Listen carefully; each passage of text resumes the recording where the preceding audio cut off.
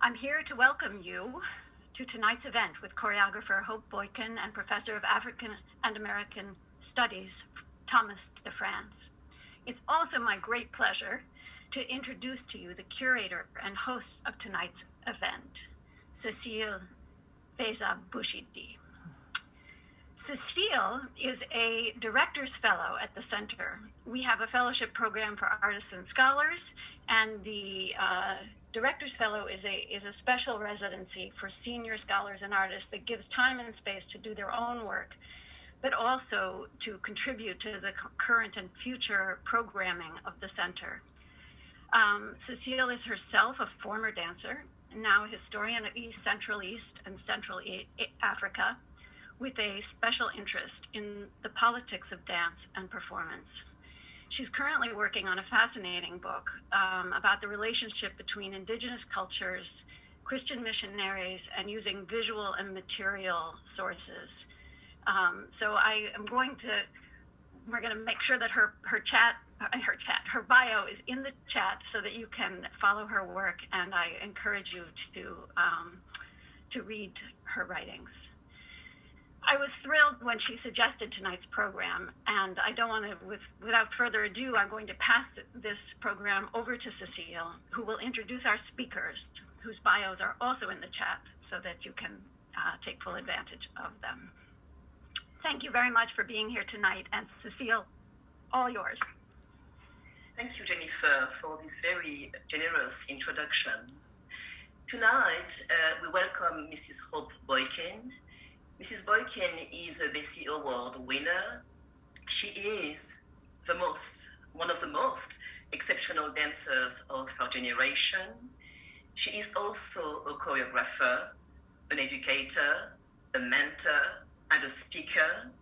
She worked as assistant to the late choreographer, Mr. Talley Beatty, and Mrs. Boykin was an original member of Complexions, and she has danced many years with Philadanco and with the Alvin Ailey American Dance Theater. Tonight, we also welcome Professor Thomas DeFrantz, who directs SLIPPAGE, Performance, Culture, and Technology.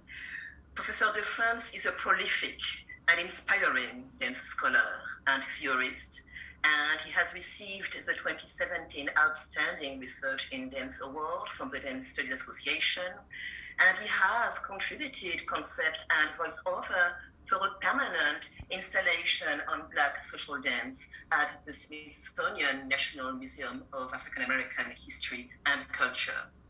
So welcome, Mrs. Boykin, and welcome, Professor DeFrantz. I have just a few words with regard to the logistics. At the end of the discussion, we will take some questions from the audience, who is Mrs. Kristen Durosso, and she will help you. I wish you much joy and enjoy this wonderful event. Thank you, everyone. Oh boy, wow. Thank you so much, Hope.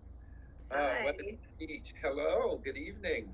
Good evening. Now, I assume you're broadcasting from the Lenape, but can we begin there? Where are you broadcasting from? Yes, I am. I am in Harlem, New York. Originally, the Lenape people, current, former and surviving through us. I am an African-American woman, dark-skinned with super short hair, and I'm in my living room with a lot of knickknacks behind me and on the wall, and I'm wearing a gray sweater that's long with a scarf, and my pearls are under here. That was just lovely. I'm clutching my imaginary pearls now at the comprehensiveness of your description. But we appreciate it. We do these land acknowledgements now and describe ourselves a bit to provide access. And yes. I'm broadcasting from what we now call Chicago, Illinois, in a very dark hotel room, which is unexpected, but many things change, especially in this time of the world, and unexpected things do happen. I have my hair pulled forward, my dreadlocks. I wished to have gone to the barber to get a better fade today, but it didn't happen. So it's a little raggedy around the sides, but I'm wearing a sweater, a blue turtleneck sweater in advance of the cold that's coming. And I want to bring into our conversation, I think, the energy of my mother. When you described yourself as femme or a woman, it made me think of the many women who have sort of brought me into dance. And then I think of your performances on stages that I've witnessed, and you are one of those people who keep me so excited about the possibilities of dance. And I just want to begin by lifting you up in that manner and thanking you for your artistry and your commitment to dance as a practice. We noticed in Cecile's introduction that she did note sort of a few artists who work in, what we still might call ballet, even though ballet is a term that's quite fungible and changing and shiftable by 2021. But she mentioned your work with Talley Beatty, and of course, one of our great artists. And she also mentioned your work that you're doing to imagine how these dance forms can keep growing. And I was thinking about your recent evening at the 92nd Street Y, which is such an important venue for thinking about dance and the contemporary. So maybe we can try to connect some of these dots a little bit. Could we start with a story about Mr. Beatty, if you don't mind? I know that wasn't necessarily. Yeah, let's start there. I am an alumna of the American Dance Festival, ADF, in Durham. And I was in high school. My senior year of high school was my first summer going to ADF. And at first, my family agreed that I could just drive onto campus and drive off. And I got a scholarship from Donna Faye Birchfield, and Joseph Fedowitz was, the administrator there. And he said, Hope, Durham, and you have a car. Could you possibly drive around one of our choreographers for errands if he needs it? And I was like, okay. And he said, so it's Talley Beatty. Could you also take the role for him? And I was like, well, okay. I had gotten into his workshop, but that was part of it. And I was saying, all right. And so, he'd want to go to the grocery store, and he'd want to go here, a little bit there. He bought a suit. I remember that particular time, and just thinking, because I think he was getting the Scripps Award that year. And so he needed a suit to wear to the awards. And I was just thinking about all of the things that were just incredible of what I'd learned. And so I invited him to my family's house. And he was talking about all the things he had done, and he had been in stormy weather because he danced for Katherine Dunham. And I said, well, I think we have that on videotape. And I said it was a VHS. And so we put it on, and we had one of those big televisions that looked flat, but it wasn't flat. It had like a Miles, in the back, and it fit into the wall-ish. And he comes on screen and he says, there I am, wasn't I gorgeous? I will never forget that. I don't tell that story often, that he was actually in our house, but I had my fair share of Talley stories when I did not do what he wanted to do, when I was not able to articulate what he could. He was trying to articulate movement to me, and I was not able to get it exactly the way he wanted it, and understanding his frustration now more than ever because of my aches and pains and my inability to do what I used to do. And it's just amazing how much I really wish I had understood that he wasn't angry with me. He was more frustrated with his body and what his body might not have been able to do. But he taught me so much. He would look at me and say, what are you talking about? Can't you see I'm here working? Why are you talking to someone else? And then I realized, we are a palette for these choreographers, and it is our duty to sit and wait and be patient for them to create.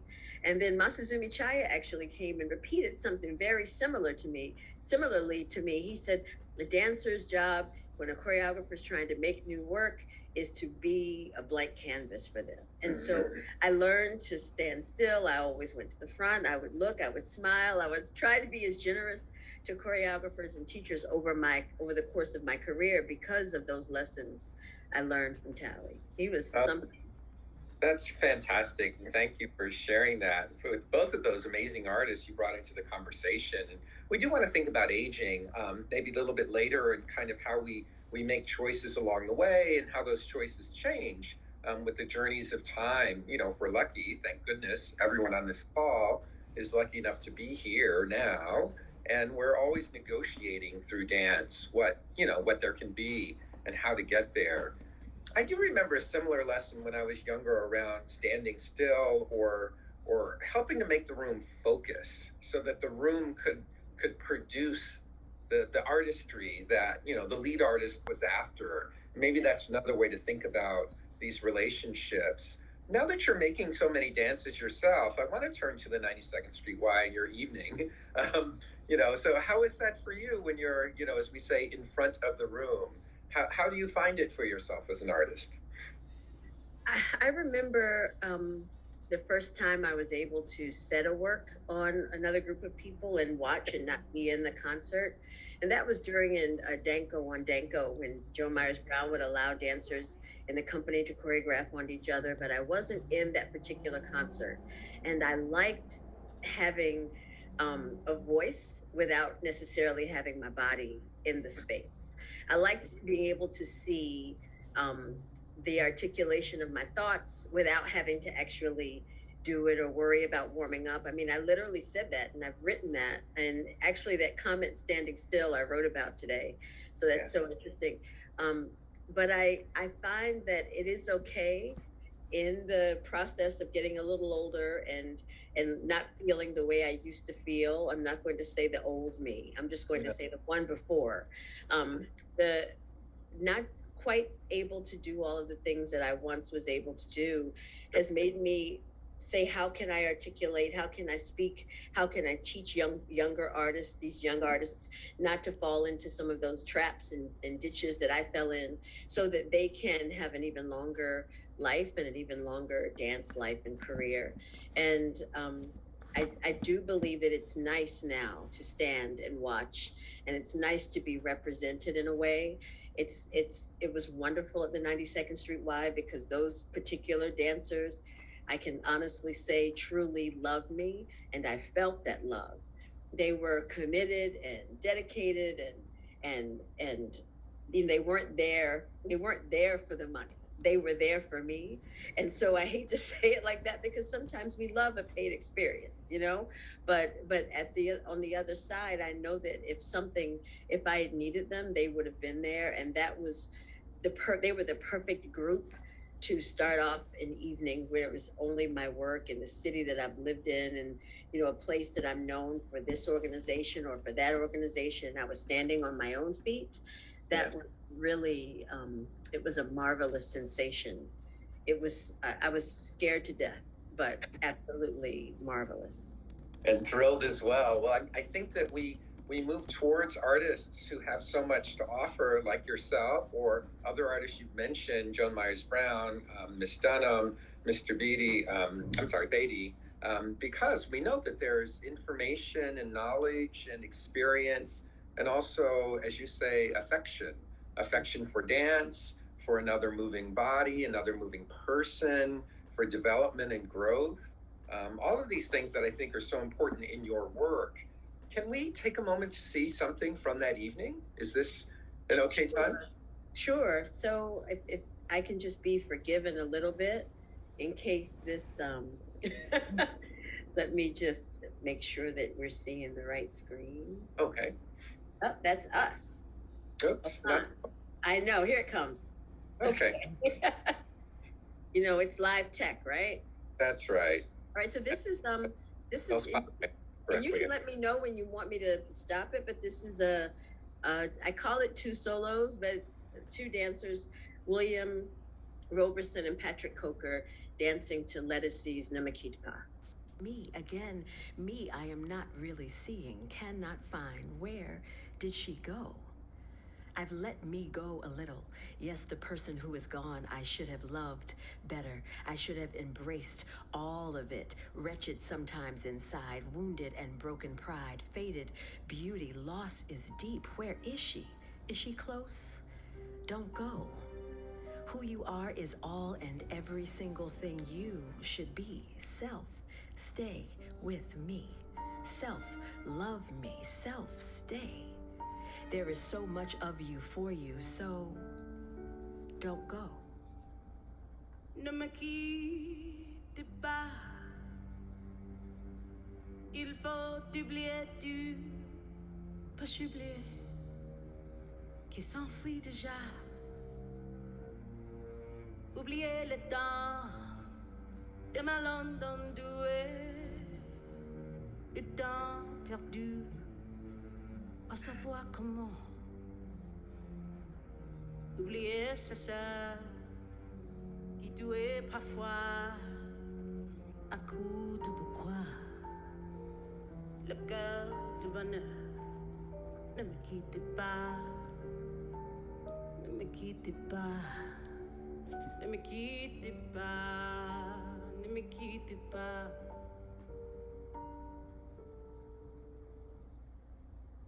But if you stay, I'll make you a day like no day has been. Oh, we'll be again. We'll sail on the sun, we'll ride through the rain. We'll talk to the trees and worship the wind. And if you go, I'll understand. Leave me just enough love to hold in my hand. If you go away, if you go away, if you go away, if you go away,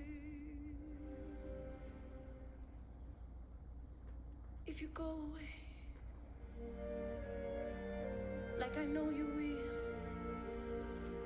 you must have the world stop turning till you return to me. If you ever do, what good is love without loving you? I can tell you now, as you turn to go, I'll be dying soon. Till the next hello. Ne me quitte pas, ne me quitte pas, ne me quitte pas, ne me quitte pas. But if you stay, I'll make you a night like no night has been. Oh, we'll be again. We'll sail on your smile, I'll ride on your touch, and talk to your eyes that I love so much. Then if you go, I'll understand. Leave me just enough love to hold in my hand. If you go away, if you go away, if you go away, if you go away, if you go away, like I know you must, there'll be nothing left in this world to trust. Just an empty room full of empty space, like that empty look I see on your face. I'd have been the shadow on your door if I thought it would have kept you by my side. Ne me quitte pas, ne me quitte pas, ne me quitte pas, ne me quitte pas.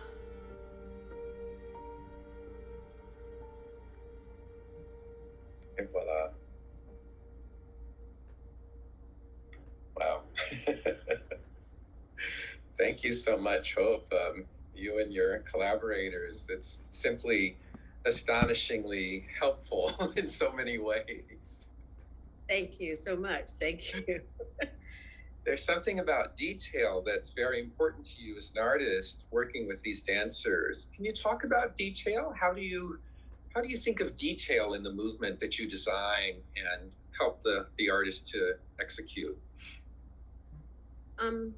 Over time, there were 6 artists in this concert, and so over time I've worked with each of them for more than 4 or 5 years. Met most of them when they were teenagers, and now they're in their midlife, and so I didn't have to work as hard with them on that detail, because as I say, they can translate hope quite well. But because I write quite a bit now, and I use a lot of text in my works, my movement is in my opinion, shows as less abstract, because I'm accompanying it with something that is very clear and concrete. And these 2 lovely men were dancing in blue jeans and a white V-neck shirt and a denim, and I basically have that on because they were me. Like they're in this idea of and especially in the pandemic, when the pandemic started and everyone started to replay these older videos, and I would watch the Ailey All Access, and I would look back at videos that I was in that I did not remember enjoying. I was not at my best. And I was watching thinking, gosh, don't you wish you had enjoyed that a little bit more? Because you looked good, Hope. Like I'm saying it to myself. So the detail in this work is, why did I try to let something go that was absolutely perfectly, wonderfully made for me at that time? I did not respect me. I did not honor the gift at that moment. I had to see it years later. I had to see it because we were all on a pause. I had to see it only because we were forced to stop, and I was able to look back and say thank you to myself for the struggles and the highs and the sweet and the sour and all of the things, because it was, as an artist, as a working artist, and I said this just the other day, I was auditioning some students. I said, what we do is we stand half dressed, leotard tights in front of a mirror, comparing ourselves to other people, when we really should only be comparing ourselves to us. And then every day we get further and further and we make grounds, but we're really only competing with ourselves, or we should be. And then we win all the time. So like that mentality is, I wish I had allowed myself to love me more, And so in the moments when I was more physically capable, gosh, I wish I'd appreciated what I could do and appreciated who I was in all of whatever I was at that moment.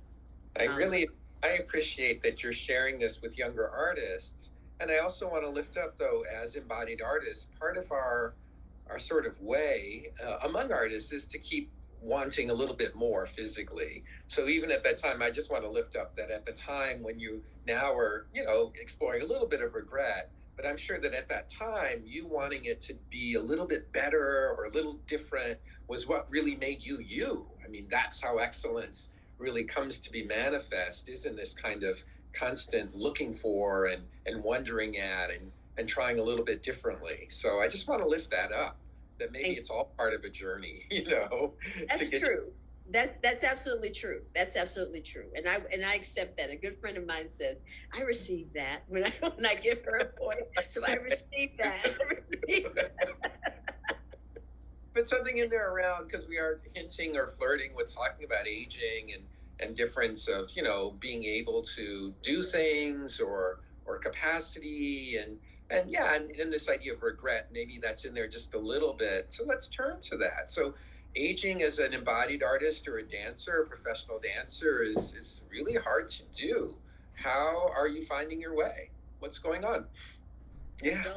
Adulting is not for babies. Okay, like literally, it is difficult. Yeah.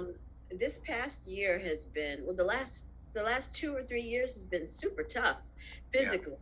Yeah. Okay. And I had to leave the stage in 2018. It's like December 2018, because the Ailey season goes right into the new year.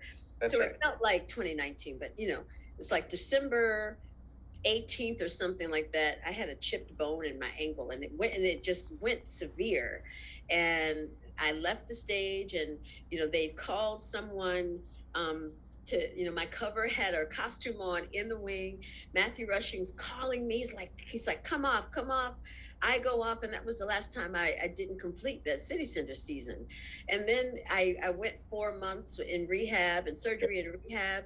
And when I joined the company, it was the hardest thing I think I'd ever done. And I, had been injured before and had rehab and come back, but I was actually having to run for a moving train. Before I'd been able to coordinate my injury with rehearsal, or they went on the tour and I didn't go, things like that. But to join them on this tour was tough because they didn't have to think about it.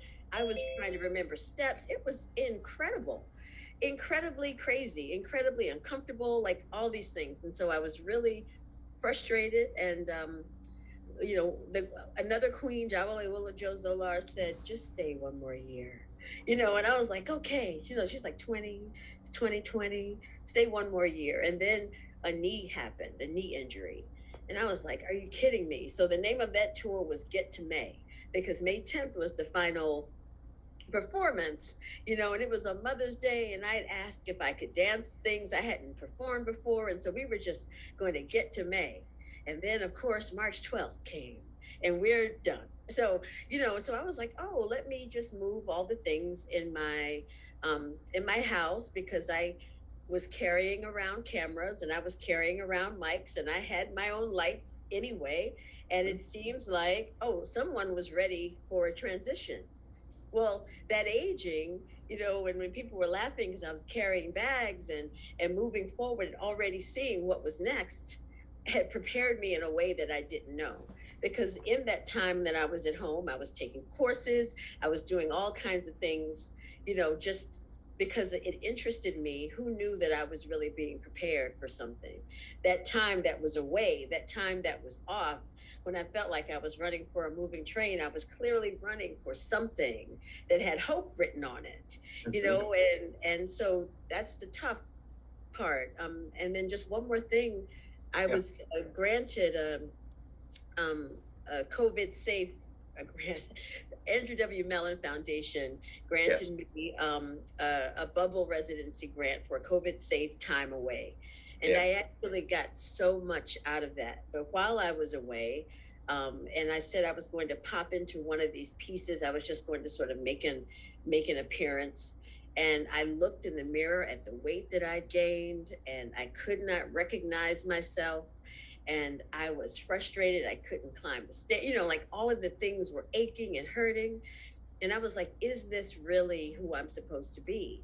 And I found out that I was always in a position of searching for something, right? Just like we said, that there's that regret, but there's the search for something. And the name of the piece, which I also put up at 92nd Street Y, it was called Redefine Us from the Inside Out. But when I read the text that I had written for Redefine Us from the Inside Out, I realized I was writing it to myself. So, the first solo was at my lowest, my weakest, when I feel there is no more, more comes, and then there's another solo that says journey. My journey is my own. It's no one else's. And so I'm like, oh, wait a second. I'm talking to myself here. I'm actually in a position to listen and write out this psalm, like, yes, I know I'm struggling, but I also know with my faith, I can keep going and I can keep moving. And so the aging, it feels heavy. It's like it's like the day, the days are long, but the years are short. So the aging and the knees and the aches are the day. And then the career and the thing that I can see in the future. And I am booked and blessed. That's what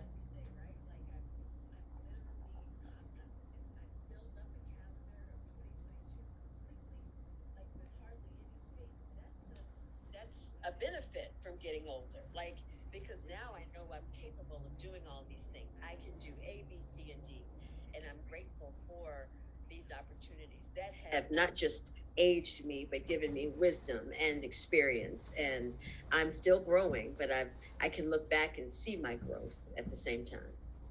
That's so fantastic to think of it this way in terms of how wisdom and experience produce another, I don't want to say another version, but that's a little bit how we're talking about it. Something else emerges. And this is the you as an artist and an educator able to help us remember things that many of us just didn't know, and you do because you were there, and then have different sort of pathways towards a shared future as dance artists. Weren't you also, you were at ADF, you mentioned ADF, and we were talking about Talley Beatty a bit, but weren't you also involved in the Pro Primus sort of work that was happening there at ADF too? Yes. Let's hear some.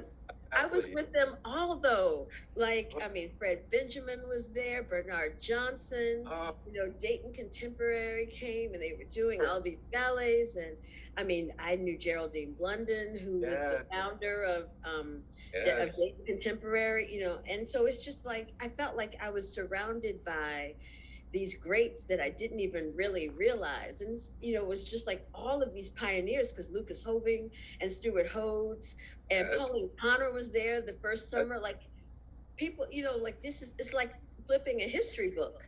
And I was just so impressed then, even, not just now when I look back, but I was impressed then because I was like, oh, these people are in an encyclopedia. Like I could say it. See how I dated me? They're in the encyclopedia. Like you could look onto this dance culture and find that these were the ones who decided it was, it could be this way. And then the paths that were carved were pretty incredible. I have a wonderful Pro Prima story. And I use this again with my students and with dancers that I get to work with. And I tell them that she said to me, Hope, darling, you think you're doing it, but you're not. The end, right? And so she's really, it's been wonderful because she taught me how to say no when I'm working with people. You know what? You're working really hard. That's still not it. She was kind with it. It was generous. She didn't yell at me. She said, Hope, darling, you think you're doing it, but you're not. Okay. That's very clear. Very clear. That would send me home to consider and clearly change my approach as best I could. Exactly. Right. Yes. Super useful. Well, thanks for that. And again, for bringing these names. I know that our listeners, the people who are tuned into this call, will know most of those names. And some they'll think, well, who's this Lucas Hoving? Or was Daniel Nagrin there too? Or other names? And it just helps us to understand the community that we're actually involved in and that we keep building outward through the work that we do now. You've also been involved in some new teaching sort of initiatives. I wonder if we could hear a little bit about that. Yes, as when I give my mission statement in 4 words, I say that I'm an educator, creator, mover, and a motivator. And my mother is an educator. I grew up in a family of educators. And I remember starting to sub while I was at Philadanco. I was always someone's assistant, even in the Gymnastics Federation. I had an assistant's card. I demonstrated, when I was about 10. But so I was always working beside another teacher, and I started to sub for Milton Myers and for Pat Thomas when they were teaching at University of the Arts during my time in Philadanco. And right when UArts got a new building, they asked, Susan Glazier invited me to be an adjunct professor. And I thought that was kind of cool, or a lecturer. I think I was a lecturer the first year. And I said, oh, okay, so I wonder what that means. Oh, you mean I have my own class? Wait a minute. I can sub someone else's class. How does my class begin? What do I take? What do I give them? And my mom said to me, teach them like they know a lot, but just not a lot about what you want to give them. And I was like, oh, okay. So because they have an advanced mind, they may not know this style or this technique doesn't mean that I can't share it with them, and I don't have to teach to them like they know nothing. Let's go into this approach. And so I remember talking to them about fortifications, and that they were to fortify you, and here are the 17 fortifications and the Horton technique, but what would you like to work on? And then how can you make up a fortification? So that was their exercise. and I was like, oh, I like this. And then I started to think about how we are constantly looking at things, the negatives, and then we make the list of all the things, journal. We make the list of all the things we want to work on. And I said, okay, well, let's, instead of trying to cross this long list off of things that how we want to work, let's build a list of awesome, all the things that we are. And so, I'm a jumper. Some of them write, I'm a jumper. I'm an actress. I can sing. I like to turn. And so I said, let's add all of the things that you are working on to the list of things that you already do well. So I go around with this list of awesome for my students. And then I believe in cultivating a classroom of positivity and acceptance. But positivity just means I'm going to tell you no with a smile on my face. And so I practice no 3 ways. And if anyone knows me, they've heard it. No, that's not what I want. And no, we should stop that before it becomes a habit. And so if you just say it with a smile, people are going to understand, because where did I learn that? Hope, darling, you think you're doing it, but you're not. And so I am the artistic lead at for the Kennedy Center Dance Lab, which is a 2-week summer program. And I've recently got a title promotion to artistic advisor for dance education for the Kennedy Center. And that's one of those, when you get on a Zoom and you're looking at all the people in the Zoom room and you're like, am I supposed to be here? But yes, someone has to speak for dance and speak for dance in that way. And I love that I'm artist in residence at USC, Gloria Kaufman School of Dance, and I served as artistic advisor for the dance department at Howard University in the spring semester.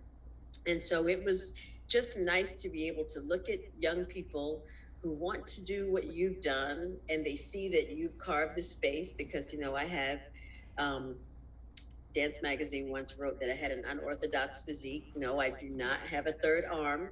I just don't look like a straw.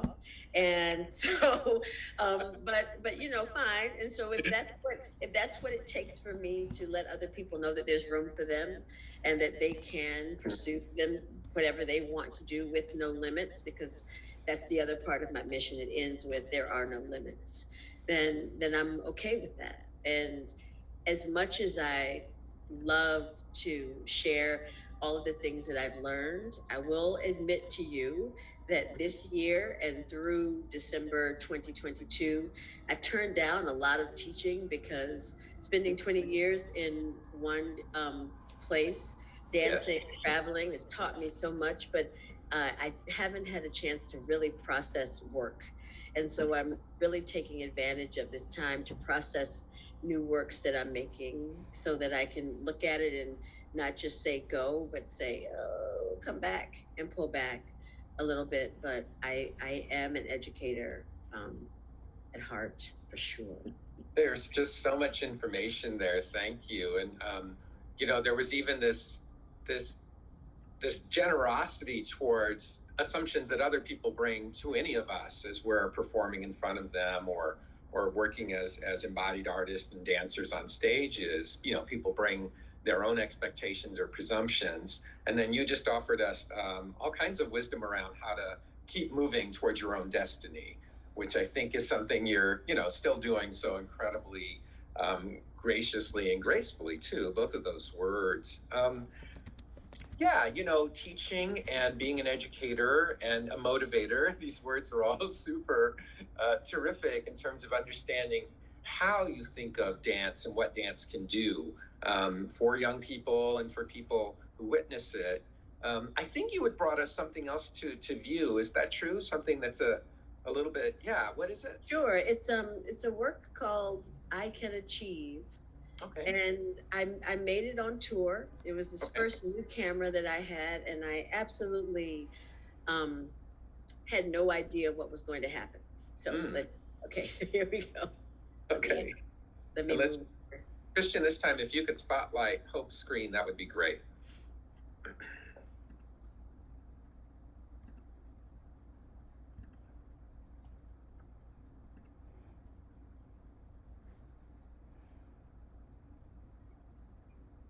As a dancer with a so-called unconventional body, I have often had to redefine. I'll even go as far to say re-choreograph movement presented to me. My appearance, muscular and full, is what is chiefly not standard or is considered inconsistent with the norm. But what truly makes dancing more difficult is the structure of my bones, joints, ligaments, and tendons. Ideally, I'm not as agile or flexible as would be expected. I am also not long in the muscular sense. I am compact.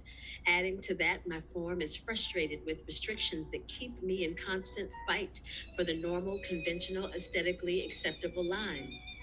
Surrounded by so many who have so much natural physical agility and as a result, physical ability, my fight for equality of shape and form is seemingly endless. This battle not only promotes pain in my body, but also confusion for my mind's search for ease and understanding. Until recently, I never truly understood that each body could be taught to achieve and maintain the same feats, the same incredible shapes, and the same beautiful expressions through movement. Until I accepted this truth and understood what I was capable of in my own right and in my body's right way of moving, I remained stuck in the dark forest of chance instead of celebrating an open field of anything is possible. Although I am still dealing with many of these same struggles on a day-to-day, rehearsal to stage basis, I know that my abilities and talents can be backed up with solid proof that with a properly trained instrument, I can achieve. I can achieve anything.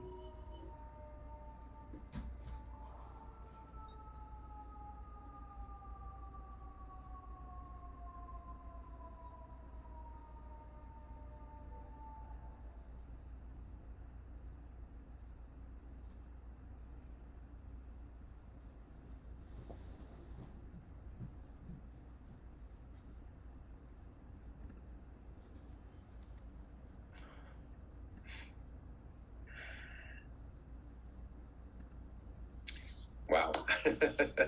I hope you can hear the applause that's resounding all through the multi-Zoomiverse right now.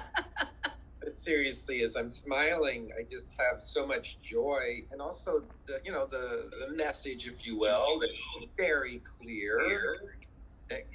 But and as important, just the artistry. I mean, your movement tells just legions of information and stories and emotions, and again, this idea of detail.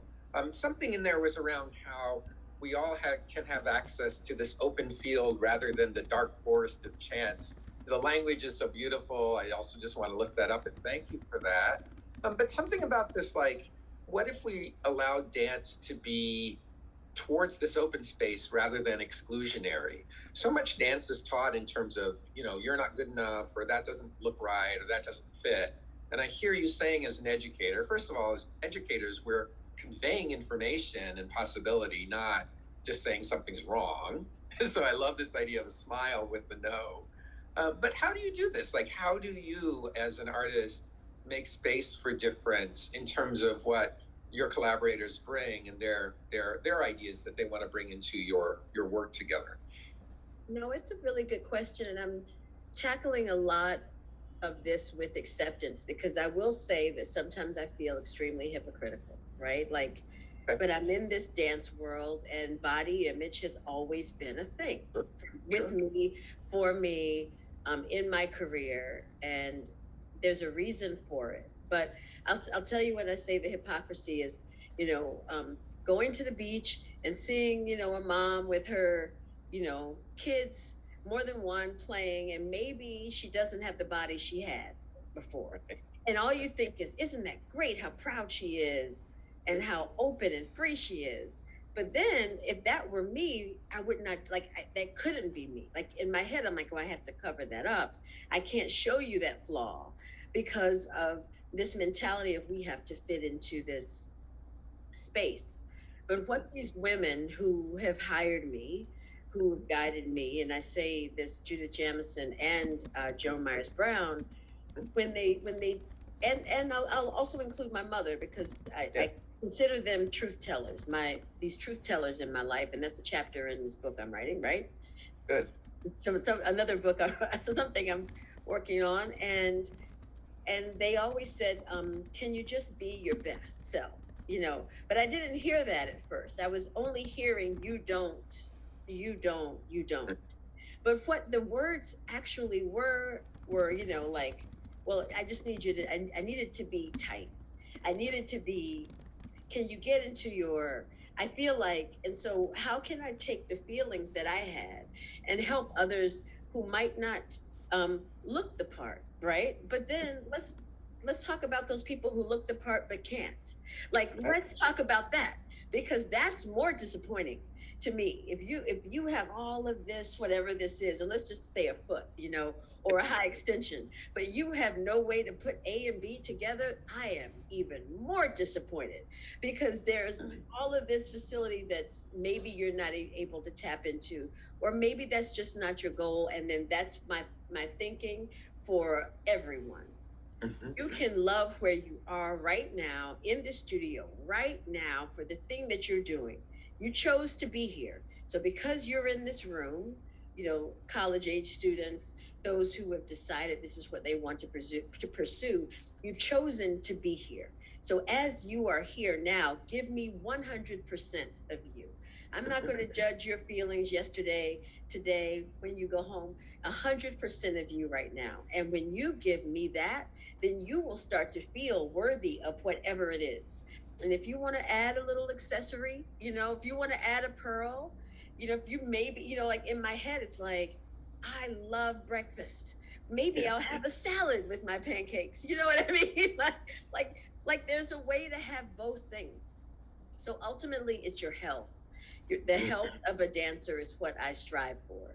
But without this like reoccurring thoughts of what strong, a confident mental health is, giving a person confidence through the words that you share with them, how strongly you believe in them, letting them know you know they can do it, screaming their name at times, you know, when they don't feel worthy of yes.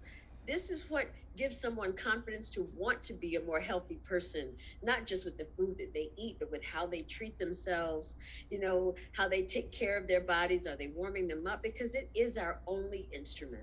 You cannot buy a new knee at Target. Walmart does not have shoulders for sale. So once it goes, it is gone.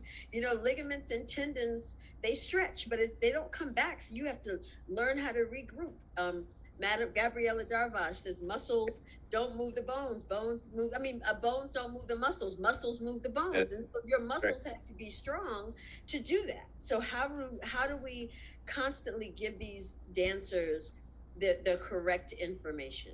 But like I said, there's that thing that I feel. I'm like, oh, she's amazing. And I'm like, oh, I'm not doing that. So I deal with these with the altar of, you know, this, it's a dichotomy of, does this work for, it works for them, but it's not working for me type thing. And so I have to work through that. But if I weren't working through something, then I wouldn't be a living artist, right? So I want to continue to live and build on what can change and how we can get young people to love on themselves a little bit more.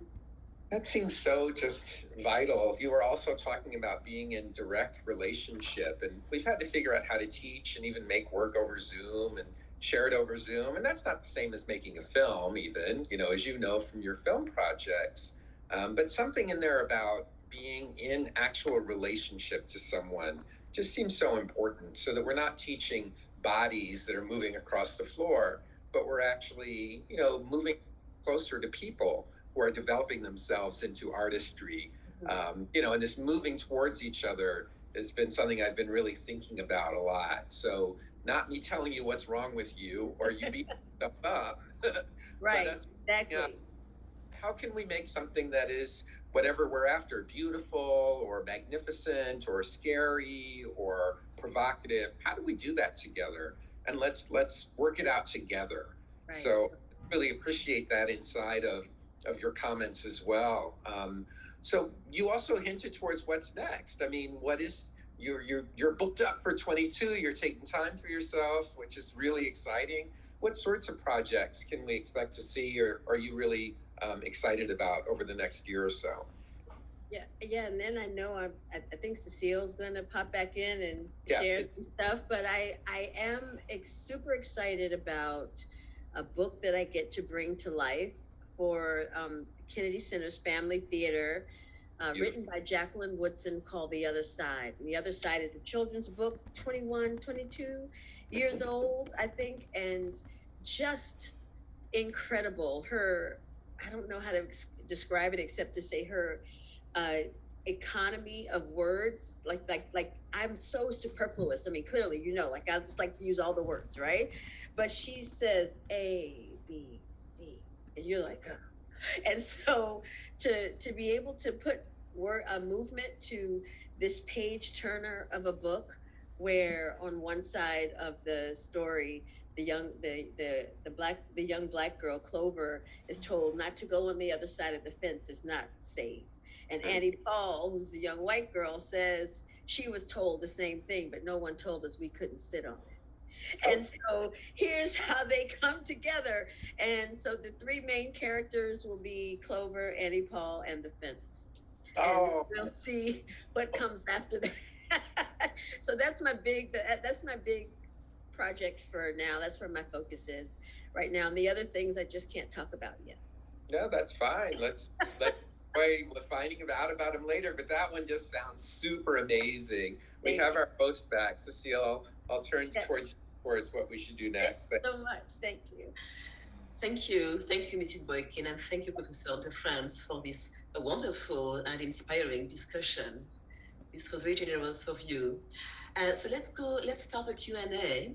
And I'm going to start with Lamar's question. That is for Hope. And you can read the question. I can read it to you. Sure. I can see, yeah. I love you too, Lamar Baylor. Understandably, the next year is a year of reflection and processing. What is your ultimate goal for your career? This is really great. I believe the most important thing is for me to stay open enough to see the truth, and when it comes, and when I need to shift right and left and be forgiving. That same friend who I was telling you, Tommy says, I received that. She says to me to be nice to my friend. So she's telling me to be nice to me, and so I want to be kind to myself.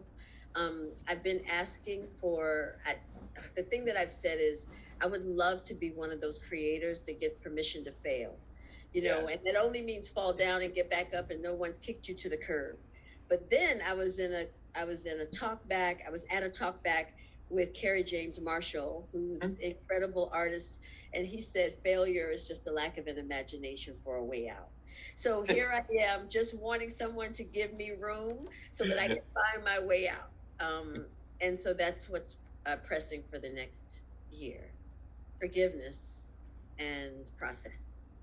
I love that. I want to jump in briefly, Cecile, and bring in Mr. Ailey's career just for a second, since he's so important to every one of us on this call. And, one of the most amazing things about Mr. Ailey's career was that he never had an opportunity to fail. Every work he made was reviewed by a critic from the very first dance that he made. And that's a really difficult circumstance. So I just want to lift up your wish for yourself and wish that out towards so many artists, that we have opportunities to explore and figure things out. And as Kerry James Marshall says, find a way out. Yeah, yes. Good luck. I really am a fan.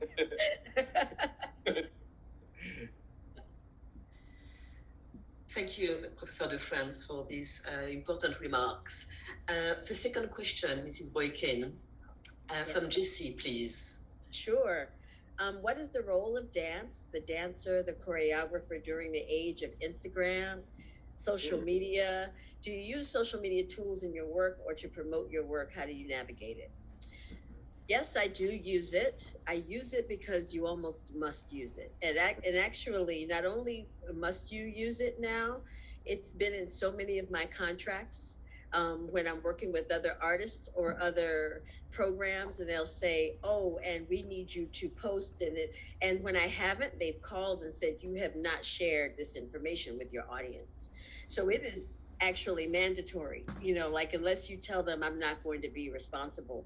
When I say mandatory, I just mean that it's so current and relevant in our culture now that people are expecting you to work with it. Working is difficult for me. I am not the I'm at the mall type poster. And if you were to ever go onto my page, it's extremely curated down to I'm working on just throwing things up there. It's so hard for me because I think it should be beautiful. But apparently that's not what the algorithm is saying right now. So you have to sort of change with the times. And to be honest, I have sought out very recently someone who wants to help me expand my reach. And I said to him, I don't want followers. I would like to extend my reach. And he said, for you to do that, you're going to have to get on TikTok. And then I started ticking and talking like, no. But I have found that there are ways for me to be who I am and actually have a conversation just like this and say all of these things that we've said and put them out for everyone. Because there's someone who's interested in my story and someone who might need to hear it. And just because I'm not doing the latest dance moves, and maybe I might one day, I doubt it, but maybe, if that does catch on, then there's someone who says, oh, look, Hope, even Hope. And if that's going to help someone get a little closer to the stage, get a little closer to me, see me, and then say, oh, that could be me, then there's really nothing wrong with it. I absolutely do not agree with sharing your dislikes and hatred for people on this platform. I think it is perfect for the arts. And I think we have to be careful about what we say and who we speak about, because it just, it's almost like that text message that ends with a period and you can't really respond. So I think just showing who you are and sharing your love and an opinion about your work is fine. That's as far as I go, basically. I believe in staying on brand. Well, good for you. It's very exciting. It is very difficult. And we do see young people now, I've seen auditions that call for a certain number of Instagram followers. So we do need to be vigilant. We, adults in the room as professionals in these art forums, to pay attention to how these platforms are being mobilized in some ways against young people and young artists. Yeah. And I really appreciate, though, your affirmation that there's good that can come through it. And it's super important to share, especially that film that you've just shown with us, whatever platforms that's available for people to experience. It's just a gorgeous piece of work. Thank you. And one last question, please, Mrs. Okay, Boykin, sure. from Carrie. If you get a lot of good reviews for your ballet skills, will you consider opening a ballet dance school? Oh, Shari, no. Did you see that with a smile? I probably would like to open up something, or share something, or have a friend of mine that says, "Where's the Hope Institute?" I don't see myself there right now. I won't say no completely, but there are people with a special gifting for working with young people, getting them. And I say that when I say working with young people, I don't say just after school care, right? Like, don't just drop your kids off to a daycare that sounds like dance. That's not what I mean. But I do think that it's okay you have to have a special calling, like those people who love having company and they have this gift of hospitality. And some people have a gift for baby classes and some people have a gift for teaching tap. Like, I don't know how much of that I have at this moment. I want to be a little bit, not selfish, but think of myself a little bit more in my creative process. But I won't say no completely. But right now I'm going to be like, oh, no, let me think about it. I don't know. Thank you so much. Just such a beautiful event. I'll let Cecile take us up. I hope it's been a pleasure. Thank you. Thank you so much. My pleasure. Wow. Thank you, Mrs. Boykin, and thank you, Professor Thomas DeFrantz. It's been such an honor to have you as part of the CBA event. I'm so grateful to you both. So thank you very much. Thank you for your wisdom as well, and your artistry and your time given for this event. It's been a pleasure to be with you all today. Thank you. Thank you, everyone. So Care tender with yourselves. Thank you. Bye-bye. Good night. Bye. Good night.